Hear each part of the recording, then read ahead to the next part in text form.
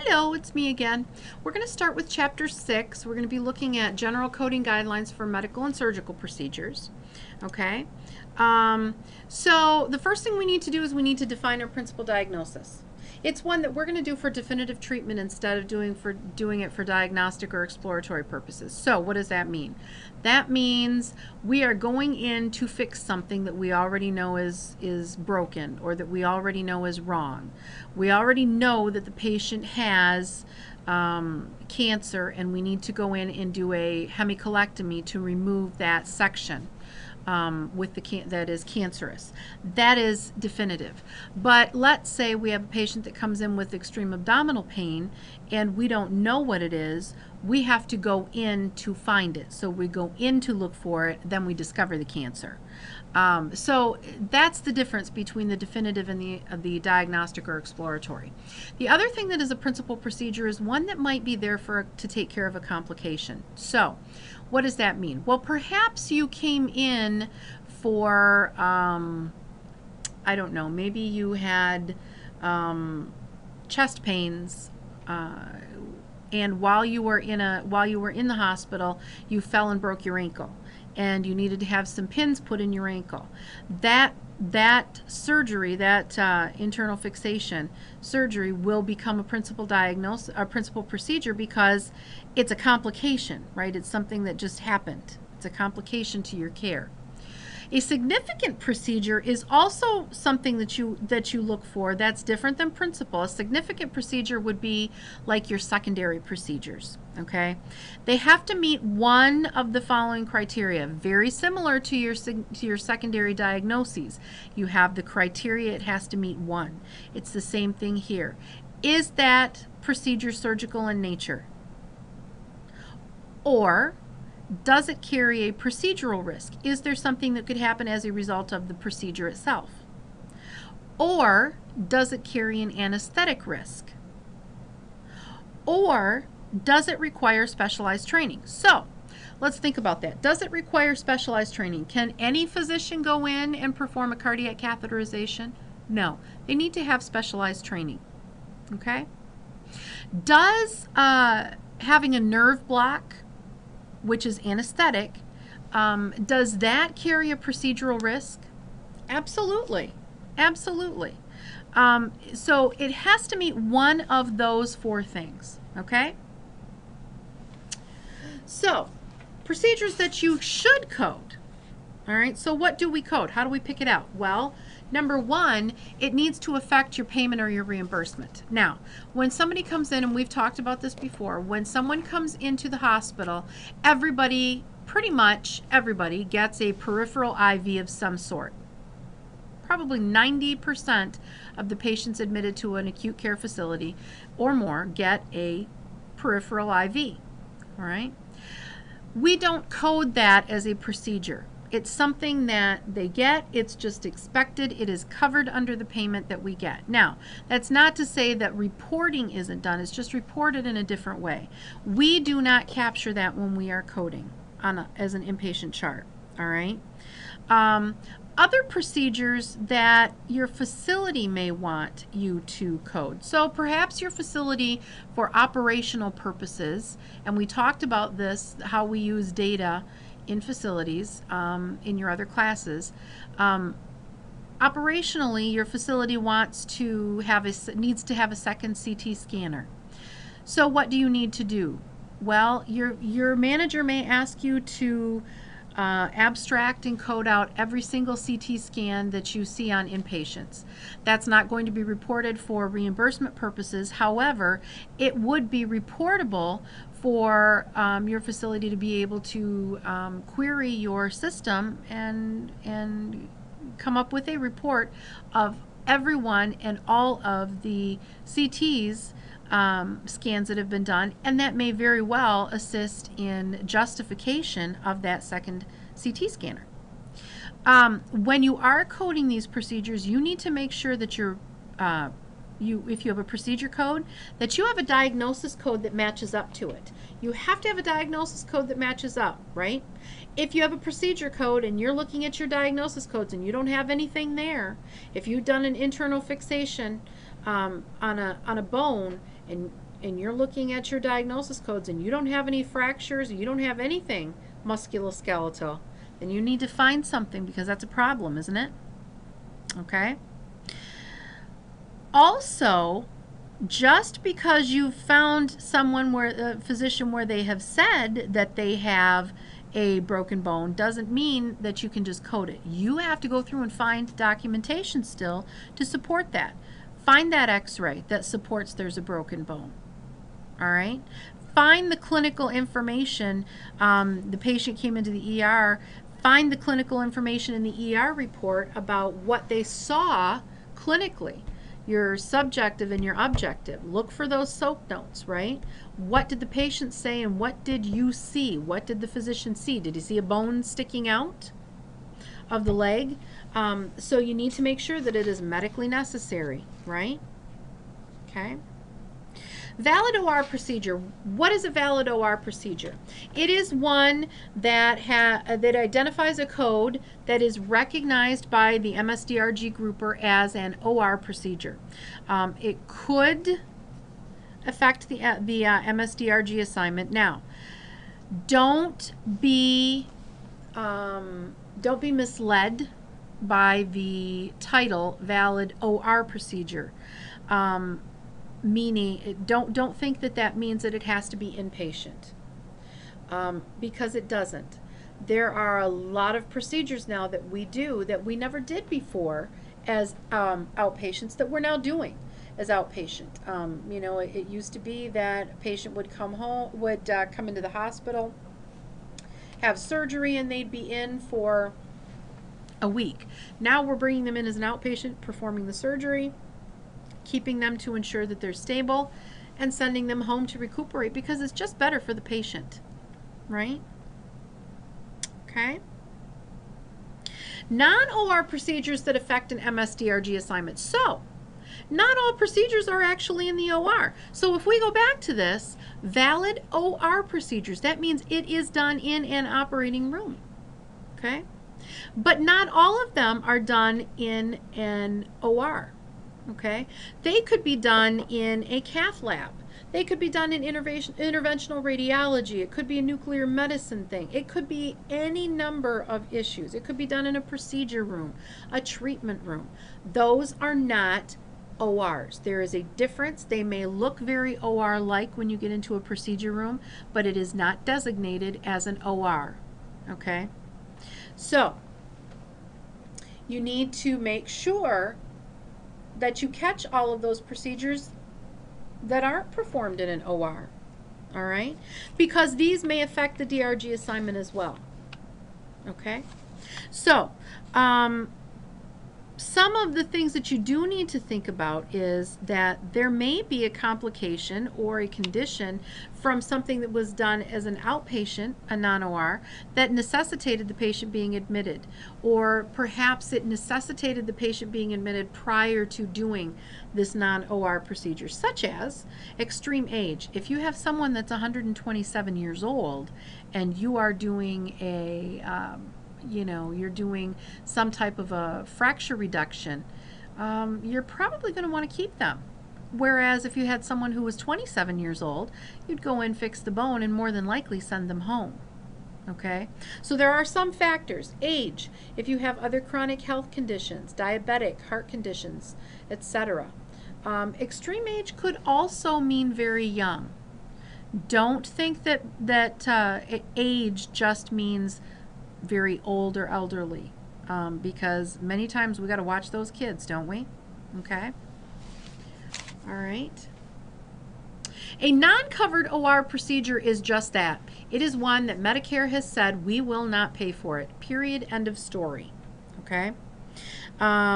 Those are all identified by the Medicare code editor, and that is something that will be in your encoders. As your edits. We talked about those last semester, and when we were using quantum. This semester we're going to start using 3M in a few weeks. You will see you will also have edits in 3M that will give you things. Give you tips and notify you and say, hey, double check this. This is one. You will also have Medicare code editor. Okay.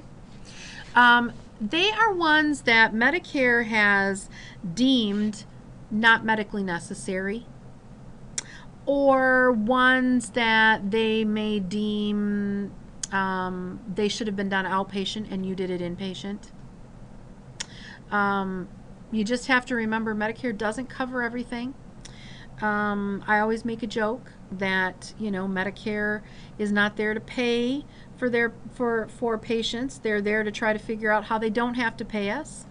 But truthfully, you know, that's a joke, but truthfully, they don't cover everything, and you need to be sure that you understand and your facility understands, you know, and your physicians, that not everything's going to be covered. So you better make sure before you do it. Okay? Limited coverage. Well, limited coverage is just that. Limited coverage is that sometimes it's covered, sometimes it's not. We're going to limit it. All right? And there will usually be very specific guidelines for you to meet, and most of the time those guidelines are, they're all pre-approved. You will find them in the Federal Register. All right? And those will change from time to time, which means you need to keep up on that. Same thing here. Your non-covered procedures, those will change. You will need to keep up on those. You'll need to keep yourself educated as to what those are. All right? Surgical hierarchy is something that for some reason a lot of people have difficulty with it, but really all it is the identification of the most resource-intensive procedure. So if you have a procedure where you do a hemicolectomy and you do a cardiac catheterization and you do you insert a PICC line, what's going to be your most resource intensive there? Well, very obviously it's going to be that hemicolectomy. It's an open hemicolectomy. You went in, you took out part of the colon, you probably had to put in, you know, depending on whether you were able to do an anastomosis, you may have had to put in a colostomy or an ileostomy. I mean, it's just more resource intensive. That's going to make it number one. All right? Which means that it could affect your DRG assignment. Because your DRG assignment could be very different if your surgical hierarchy says that the hemicolectomy is the big resource intensive one, or if it says that the cardiac catheterization is the resource intensive one. It will be different. All right? So, what does that mean for you? That means that you must be sure that you get the correct diagnosis and correct principal procedure. You have to have those correct principal diagnosis and procedure codes on there, because that's what's going to drive your DRG. All right? If you, let's say, data entry,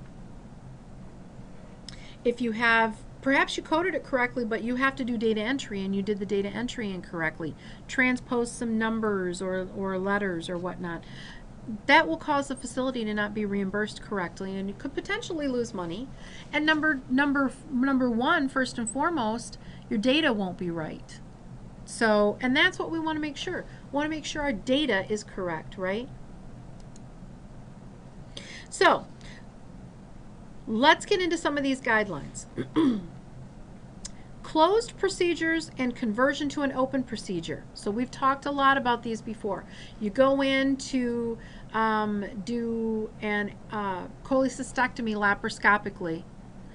That's starting out closed, but we had to move to open because there was a problem when we got in there. Okay? So we like to do them laparoscopically if we can, because it's less recovery time, it's safer, it's shorter in the hospital, not as many complications, right? So we're talking laparoscopic for your abdomen, thoracoscopic for thoracoscopic for your thorax, and arthroscopic for the joints, right? So anything that's a scope, it doesn't just have to be the abdomen. All right? They could be diagnostic or therapeutic, either one. All right? But they might become open. So, what are some reasons for converting to an open procedure? Well, for instance, with that laparoscopic cholecystectomy, you get in there and there are so many adhesions and so much scarring that you can't get the gallbladder dehisced from those from the other structures in the abdomen. Therefore, you have to open and go in there so that you have more working room and you can actually, visualize it with the naked eye. Okay, so what happens when we do that? Well, if it becomes open, you have to have the reason that you converted to an open procedure in addition to all your other codes. Now, remember, this is a diagnosis code. So in addition to all of your other diagnosis codes, the cholecystitis, if there was cholelithiasis, whatever, you have to have the reason that you had to convert to the open procedure. All right? That's your diagnosis code. Then you're going to have 2 procedure codes in ICD-10, right? 2. For the laparoscopic procedure, which becomes what? It becomes diagnostic. It becomes an inspection when you have to change, because what happens is you got in there, saw what was going on, and therefore, yes, we have to open her up. That is diagnostic, isn't it? So you're inspecting things at that point. So it's an inspection via a laparoscopic approach. All right? It becomes diagnostic rather than therapeutic. Then you have to have whatever the procedure is when you perform the open approach. So the laparoscopic cholecystectomy and versus the open cholecystectomy. So what are you going to have? You would have inspection via the laparoscopic approach, and then you would have the open cholecystectomy. All right? So you're going to actually have 3 codes, 2 of which are going to be procedure codes. All right? What about canceled procedures? So there's lots of reasons that planned procedures are not done. That happens all the time, every day. Whether the patient doesn't even come in and they just call and cancel, or sometimes they just don't show up. That would be a planned procedure that nothing is done. If the patient doesn't come in and doesn't go upstairs, there's no record generated. So what happens? Nothing. It's just a canceled appointment, a missed appointment. Okay? So a cancellation is a little bit different. So for instance, let's say a patient comes in, they get ready, they're in the back in the room waiting to go into the OR. They've started the IV, and the patient's blood pressure has gone so high, it's dangerously high. That is, at that point, that procedure is most likely contraindicated, and they're not going to perform it. That is a clinical reason that that procedure is being canceled. So, now mind you, this is before they get into the OR room. Before they get into the OR. This is when they're still waiting to go in. They're waiting in the OR prep. Okay? So, what are you going to have as the principal diagnosis? Well, the principal diagnosis is still going to be the reason the patient was going to have that procedure. So if they were coming in for that cholecystectomy, their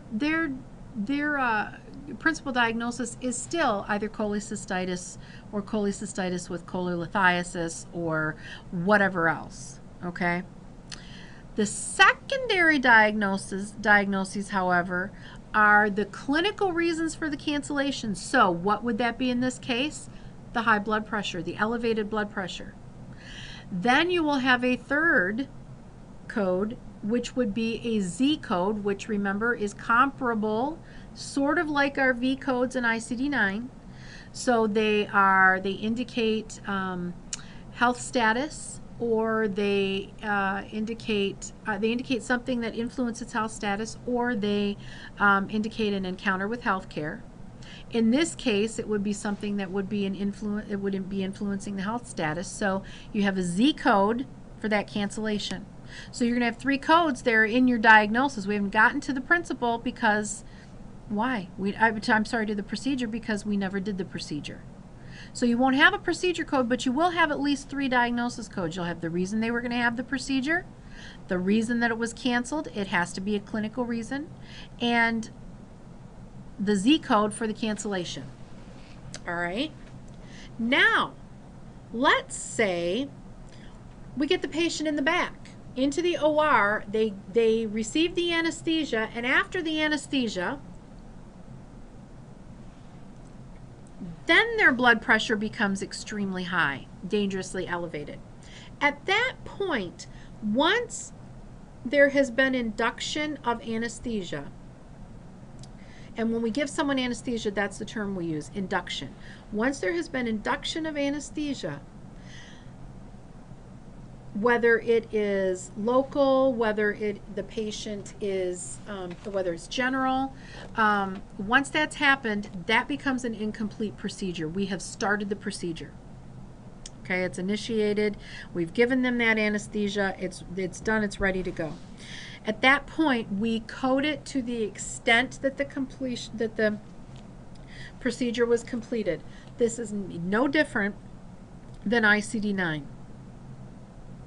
However, you will need to very thoroughly read your OR reports or read your procedure statements, because that's going to be very important. So, this is very different.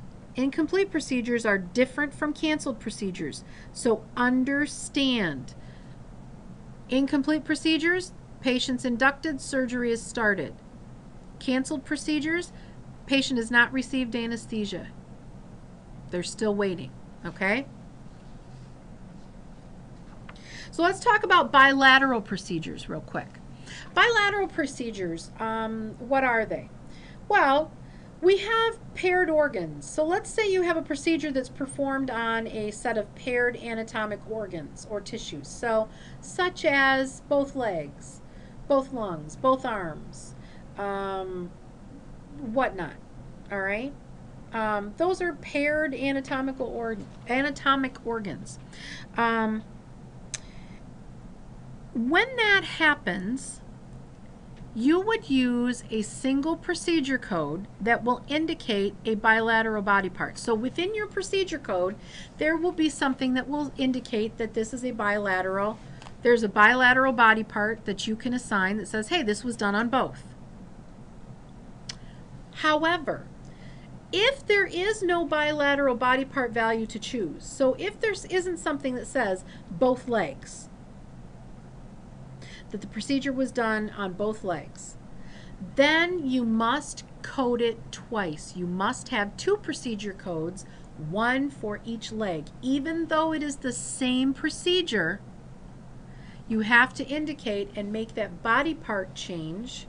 Remember, we talked about the body part value. That's what? Number 4 in your ICD-10 procedure codes, right?